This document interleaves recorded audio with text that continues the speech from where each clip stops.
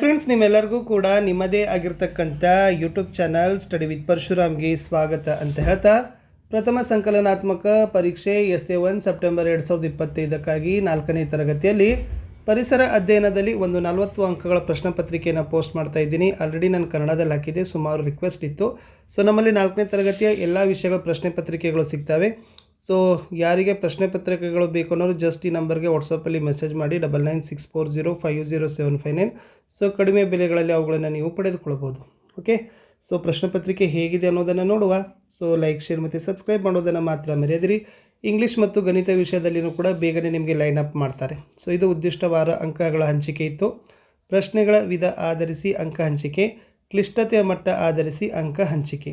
ಇನ್ನು ಶಾರ್ಟ್ ಆಗಿರ್ತಕ್ಕಂಥ 40% ಸಿಲೆಬಸ್ ಮೇಲೆ ಇದನ್ನು ತೊಗೊಂಡಿದ್ವಿ. ಇದು ಬ್ಲೂ ಪ್ರಿಂಟ್ ಇತ್ತು. ಓಕೆನಾ. ಸೊ ಡೈರೆಕ್ಟಾಗಿ ನಾನು ಏನು ಮಾಡ್ತೀನಿ ಅಂತಂದರೆ, ಉತ್ತರ ಪುಟದ ಪೇಜ್ಗೆ ಬಂದಿದ್ದೀನಿ. ಪ್ರಥಮ ಸಂಕಲನಾತ್ಮಕ ಮೌಲ್ಯಮಾಪನ SA1 ಸೆಪ್ಟೆಂಬರ್ 2025 ಮಾದರಿ ಉತ್ತರಗಳು. ವರ್ಗ 4ನೇಯ, ವಿಷಯ ಪರಿಸರ ಅಧ್ಯಯನ, ಅವಧಿ 90 ನಿಮಿಷ, ಅಂಕಗಳು 40. ಮೇನ್ 1, ಈ ಕೆಳಗಿನ ಆಯ್ಕೆಗಳಲ್ಲಿ ಸರಿಯಾದ ಉತ್ತರಗಳನ್ನು ಆಯ್ಕೆ ಮಾಡಿ ಬರಬೇಕು. 5 ಪ್ರಶ್ನೆಗಳು, ಪ್ರತಿ ಸರಿಯಾದ ಉತ್ತರಕ್ಕೆ 1 ಅಂಕ, 5 ಪ್ರಶ್ನೆ 5 ಅಂಕ. ಮೊದಲ ಪ್ರಶ್ನೆ, ಜೇನುನೊಣಗಳ ಮನೆಯ ಆಕಾರ ಈ ರೀತಿ ಇರುತ್ತದೆ. ಸೊ ಸರಿಯಾದ ಉತ್ತರ ಆಯ್ಕೆ ಡಿ ಷಟ್ಕೋನ. ಪ್ರಶ್ನೆ 2, ಹುಲ್ಲಿನ ಜಾತಿಯ ಅತಿ ದೊಡ್ಡ ಸಸ್ಯ. ಸರಿಯಾದ ಉತ್ತರ ಆಯ್ಕೆ ಎ ಬಿದಿರು ಅನ್ನೋದು ಇದೆ. 3ನೇ ಪ್ರಶ್ನೆ, ಸಸ್ಯದ ಬೇರು ಎಲ್ಲಿ ಬೆಳೆಯುತ್ತದೆ. ಸೊ ಆಯ್ಕೆಯಲ್ಲಿರ್ತಕ್ಕಂಥದ್ದು ಭೂಮಿಯ ಕೆಳಗೆ ಅನ್ನೋದು B option is the right answer. 4ನೇ ಪ್ರಶ್ನೆ, ನದಿಗಳ ನೀರಿನ ಮಾಲಿನ್ಯಕ್ಕೆ ಕಾರಣವೇನು ಅಂತ ಕೇಳಿದರು. ಅದರಲ್ಲಿ ಆಯ್ಕೆ ಬಿ ಕೈಗಾರಿಕಾ ತ್ಯಾಜ್ಯ ಅನ್ನೋದು ಸರಿ ಇದೆ. 5ನೇ ಪ್ರಶ್ನೆ, ಮುಖ್ಯ ಜೀವಸತ್ವಗಳು ಎಷ್ಟು ಇವೆ ಅಂತ ಕೇಳಿದರು. ಆಯ್ಕೆ ಬಿ 4 ಅನ್ನೋದು ಸರಿಯಾದ ಉತ್ತರ. ಎಲ್ಲ ಪ್ರಶ್ನೆಗಳು LBದಿಂದನೇ ಇದ್ದಾವೆ. LB ಬಿಟ್ಟು ಬೇರೆ ಯಾವುದೇ ಪ್ರಶ್ನೆಗಳನ್ನು ತೆಗೆದಿಲ್ಲ. ಮುಖ್ಯ ಪ್ರಶ್ನೆ 2, ಈ ಕೆಳಗಿನ ಪ್ರಶ್ನೆಗಳಿಗೆ ಸರಿ ಅಥವಾ ತಪ್ಪು ತಿಳಿಸಿ. 5 ಪ್ರಶ್ನೆಗಳಿದ್ದಾವೆ. ಪ್ರಶ್ನೆ 6, ಎಲ್ಲ ಪ್ರಾಣಿಗಳು ಒಂಟಿಯಾಗಿಯೇ ವಾಸಿಸುತ್ತವೆ ಅಂತ ಕೇಳಿದರು. ಉತ್ತರ ತಪ್ಪು. 7, ಎಲ್ಲ ಹೂಗಳು ಒಂದೇ ಋತುವಿನಲ್ಲಿ ಅರಳುತ್ತವೆ. ಇದು ಕೂಡ ಉತ್ತರ ತಪ್ಪಾಗಿರ್ತಕ್ಕಂಥದ್ದು. 8, ಒಮ್ಮೆ ಬಳಸಿದ ನೀರನ್ನು ಪುನಃ ಬಳಸಲಾಗದು. ಇದು ಕೂಡ ತಪ್ಪಿದೆ.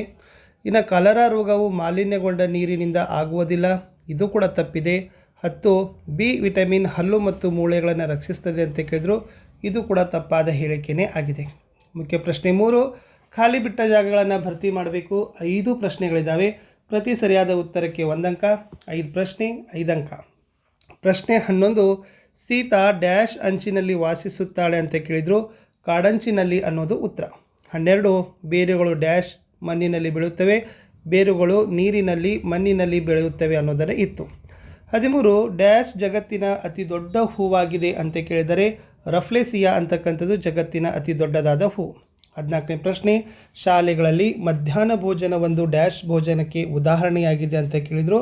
ಅದು ಸಾಮೂಹಿಕ ಭೋಜನಕ್ಕೆ ಉದಾಹರಣೆಯಾಗಿದೆ ಅನ್ನೋದನ್ನು ಬರೆದ್ರೆ ಸಾಕು. 15ನೇ ಪ್ರಶ್ನೆ, ಡ್ಯಾಶ್ ತರಕಾರಿಗಳನ್ನು ತಿಂದರೆ ಹೆಚ್ಚು ಪೋಷಕಾಂಶ ಉಳಿಯುತ್ತದೆ ಅಂತ ಕೇಳಿದರು. ಹಣ್ಣುಗಳು ತರಕಾರಿಗಳನ್ನು ತಿಂದರೆ ಹೆಚ್ಚು ಪೋಷಕಾಂಶಗಳು ಉಳಿಯುತ್ತದೆ.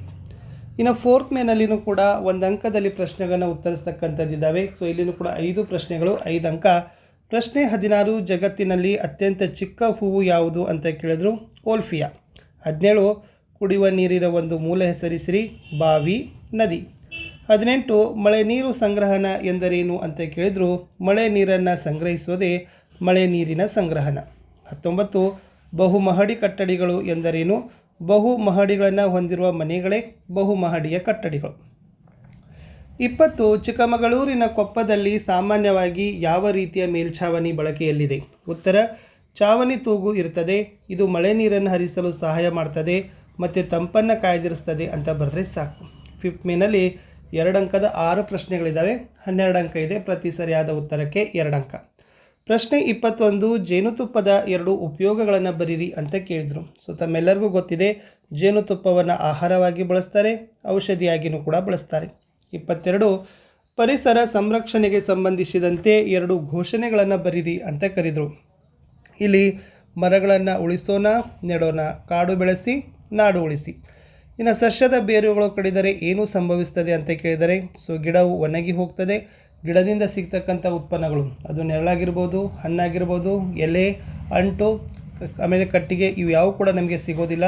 ಅಗಾಧವಾಗಿರ್ತಕ್ಕಂಥ ಸಸ್ಯ ಸಂಪತ್ತು ನಮ್ಗೆ ಏನಾಗ್ತದಪ್ಪ ಅಂತಂದ್ರೆ ಹಾಳಾಗ್ತದೆ ಯಾವುದರಿಂದ? ಬೇರುಗಳನ್ನು ಕಡಿದು ಹಾಕೋದ್ರಿಂದ. ಇನ್ನು ಸ್ಕರ್ವಿ ರೋಗದ ಲಕ್ಷಣಗಳು ಯಾವುವು ಅಂತ ಕೇಳಿದರು. ಸೊ ಮುಖ್ಯವಾಗಿ ಇದು ಹಲ್ಲುಗಳು ಬೇಗನೆ ಬೀಳೋದು, ಒಸಡಿನಿಂದ ರಕ್ತಸ್ರಾವವಾಗೋದು, ಶಕ್ತಿಹೀನವಾಗೋದು ಅನ್ನೋದು 3 ಬರೆದ್ರೆ ಸಾಕು. ಇನ್ನು ವಿಭಿನ್ನ ಪ್ರದೇಶದ ಆಹಾರ ಅಭ್ಯಾಸದ ಮಹತ್ವವೇನು ಅಂತ ಕೇಳಿದರು. ಇಲ್ಲಿ ಉತ್ತರ ಇತ್ತು ಆಹಾರ ಪದಾರ್ಥಗಳು ಆಯಾ ಪ್ರದೇಶದ ಸಂಸ್ಕೃತಿ, ಹವಾಮಾನ, ಮಣ್ಣಿನ ವಿವಿಧತೆ ತೋರಿಸ್ತದೆ. ಜನರ ಪೌಷ್ಟಿಕತೆ ಅಳಿಲಿಕ್ಕೆ ಕೂಡ ಏನು ಮಾಡ್ತದಪ್ಪ ಅಂದರೆ ವಿಭಿನ್ನ ಪ್ರದೇಶದ ಆಹಾರದ ಅಭ್ಯಾಸ ನಮಗೆ ಸಹಾಯವನ್ನು ಮಾಡ್ತದೆ. 26 ಕಾಲಕ್ರಮೇಣ ಮನೆ ನಿರ್ಮಾಣ ಶೈಲಿ ಹೇಗೆ ಬದಲಾಗಿದೆ ಎಂಬುದನ್ನು ವಿವರಿಸಿರಿ ಅಂತ ಕೇಳಿದರು. ಸೊ ವಿಶೇಷವಾಗಿ ಇವತ್ತಿನ ದಿನದಲ್ಲಿ ಮನೆಗಳ ನಿರ್ಮಾಣದ ಶೈಲಿ ಬದಲಾಗಿದೆ. ಹೆಚ್ಚು ಬಲವಾದ, ಸಂರಕ್ಷಿತ ಮತ್ತು ಆರಾಮದಾಯಕ ಮನೆಗಳನ್ನು ಕಟ್ತಾ ಇದ್ದಾರೆ. ಅದರಲ್ಲಿ ಕೂಡ ಬಹು ಮಹಡಿಗಳನ್ನು ಮನೆಗಳನ್ನು ಕಟ್ತಿದ್ದಾರೆ. ಆರಾಮದಾಯಕವಾಗಿರ್ತಕ್ಕಂಥ ಆಧುನಿಕ ಸೌಲಭ್ಯಗಳ ಮನೆಗಳನ್ನು ಇವತ್ತೇನು ಮಾಡ್ತಾರಪ್ಪ ಅಂದ್ರೆ ಜನಗಳನ್ನು ಕಟ್ತಾ ಇದ್ದಾರೆ. ಕಡಿಮೆ ಬೆಲೆ ಇದೆ ಮತ್ತು ಹೆಚ್ಚು ಉತ್ತಮವಾಗಿರ್ತಕ್ಕಂಥ ನವೀನ ವಿನ್ಯಾಸಗಳನ್ನು ಬಳಸ್ತಾ ಇದ್ದಾರೆ ಅಂತ ಬರೆದ್ರೆ ಸಾಕು. ಇನ್ನು 4 ಮಾರ್ಕ್ಸಲ್ಲಿ ಮೀನಿನ ಚಿತ್ರ ಬಿಡಿಸಿ ಭಾಗ ಗುರುತಿಸಿ ಅಂತ ಕೇಳಿದರು. ಸಿಂಪಲ್ಲಾಗಿ ಮೀನಿನ ಚಿತ್ರವನ್ನು ಡ್ರಾ ಮಾಡಿಕೊಂಡು ಭಾಗಗಳನ್ನು ಗುರುತಿಸಬೇಕು. 28ನೇ ಪ್ರಶ್ನೆ ನೀರಿನ ವ್ಯರ್ಥತೆಗೆ ಕಾರಣಗಳನ್ನು ಬರೀರಿ. ಅದನ್ನು ತಡೆಯಲು 4 ಮಾರ್ಗಗಳನ್ನು ಸೂಚಿಸಿ. ಸೊ ನೀರಿನ ವ್ಯರ್ಥಕ್ಕೆ ಕಾರಣಗಳು: ನಳದಿಂದ ನೀರು ಪೋಲಾಗ್ತದೆ, ಟ್ಯಾಂಕ್ ತುಂಬಿ ಹರಿತದೆ, ಜನರ ನಿರಾಸಕ್ತಿ ಆಗಿರ್ಬೋದು, ನೀರಿನ ಮಹತ್ವ ಅರಿಯದೇ ಇರೋದು ಎಲ್ಲ ಕಾರಣಗಳು. ಇನ್ನು ಮಾರ್ಗಗಳೇನಪ್ಪ ಅಂದರೆ ನಲ್ಲಿ ಮಾರ್ಗಗಳನ್ನು ದುರಸ್ತಿ ಮಾಡಬೇಕು, ಅವುಗಳನ್ನು ಮುಚ್ಚಬೇಕು, ಮಿತವಾಗಿ ಬಳಕೆ ಮಾಡಬೇಕು, ಕೈಗಾರಿಕಾ ತ್ಯಾಜ್ಯಗಳ ಸಂಸ್ಕರಣೆ ಮಾಡಬೇಕು, ಮರುಬಳಕೆಗಳ ಬಗ್ಗೆ ಏನು ಮಾಡಬೇಕು ಜನರಲ್ಲಿ ಅರಿವನ್ನು ಮೂಡಿಸಬೇಕು, ಸರ್ಕಾರ ಪರಿಸರ ಸಂರಕ್ಷಣೆ ವಿಶೇಷವಾಗಿ ಜಲ ಸಂರಕ್ಷಣೆಗೆ ಕಾನೂನುಗಳನ್ನು ಜಾರಿ ಮಾಡಬೇಕು ಅನ್ನೋದು ಇತ್ತು. ಇಷ್ಟು ನಾನು ಏನು ಮಾಡಿದ್ದೀನಿ ಅಂತಂದರೆ ಒಂದು 40 ಮಾರ್ಕ್ಸಲ್ಲಿ ಬರ್ತಕ್ಕಂಥ 4th ಸ್ಟ್ಯಾಂಡರ್ಡಲ್ಲಿ EVS ಕ್ವಶನ್ ಪೇಪರನ್ನು ಹಾಕಿದ್ದೀನಿ. ಸೊ ಯಾರಿಗೆಲ್ಲ ಕ್ವಶನ್ ಪೇಪರ್ಗಳು ಬೇಕು ಅನ್ನೋರು ಜಸ್ಟ್ ಈ ನಂಬರ್ಗೆ ಮೆಸೇಜ್ಗಳನ್ನು ಮಾಡಿ ಕಾಲ್ ಮಾಡಲಿಕ್ಕೆ ಹೋಗಬೇಡಿ. ಖಂಡಿತವಾಗಿ ಅವರು ನಿಮಗೆ ಕಳಿಸಿಕೊಡ್ತಾರೆ. ಲೈಕ್, ಶೇರ್ ಮತ್ತು ಸಬ್ಸ್ಕ್ರೈಬ್ ಮಾಡೋದನ್ನು ಮಾತ್ರ ಮರೆಯದಿರಿ. ವರ್ಕಿಂಗ್ PDF ಸೊ ಏನು ನಾನು ಯೂಸ್ ಮಾಡಿದ್ದೀವಲ್ಲ ಅದನ್ನು ಮಾತ್ರ ನಿಮಗೆ ನಮ್ಮ ಟೆಲಿಗ್ರಾಮು ಮತ್ತು ವಾಟ್ಸಪ್ ಚಾನಲ್ಗಳಲ್ಲಿ ಹಾಕಿರ್ತಾರೆ. ಎಲ್ಲವನ್ನು ಹಾಕೋದಿಲ್ಲ, ಸೆಲೆಕ್ಟೆಡ್ ಪೇಜಸ್ಗಳನ್ನು ಅಂದರೆ ನಿಮಗೆ ಗೊತ್ತಾಗಲಿ ಅಂತ ತಿಳ್ಕೊಂಡು ಪ್ರಶ್ನೆ ಪತ್ರಿಕೆಯ 5 ಪುಟಗಳನ್ನು ಮಾರ್ಕ್ ಮಾಡಿ ಏನು ಮಾಡಿರ್ತಾರೆ ಕೊಡ್ತಾರೆ. ಸೊ ಲೈಕ್, ಶೇರ್ ಮತ್ತು ಸಬ್ಸ್ಕ್ರೈಬ್ ಮಾಡೋದನ್ನು ಮಾತ್ರ ಮರೆಯದಿರಿ. ವಾಟ್ಸಪ್ ಚಾನಲ್ ಮತ್ತು ಟೆಲಿಗ್ರಾಮ್ ಗ್ರೂಪ್ಗಳಲ್ಲಿನೂ ಕೂಡ ನಾವು ಜಾಯ್ನ್ ಆಗ್ತೀವಿ. ಸೊ ಅವುಗಳಿಗೂ ಕೂಡ ತಾವು ಜಾಯ್ನ್ ಆಗಿ ಅಲ್ಲಿನೂ ಕೂಡ ನೀವು ಹೆಚ್ಚು ಮಾಹಿತಿಗಳನ್ನು ಪಡಿಬೋದು. ಇನ್ನು 4ನೇ ತರಗತಿಗೆ ಇಂಗ್ಲೀಷ್ ಮತ್ತು ಗಣಿತದ ಪ್ರಶ್ನೆ ಪತ್ರಿಕೆಗಳನ್ನು ಹಾಕಬೇಕು.